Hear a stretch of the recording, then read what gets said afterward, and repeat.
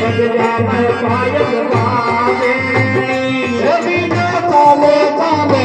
ठंडी ठंडी बात बगजा में पायल बाजे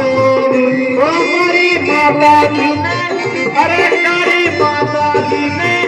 अरे तीन जगत माने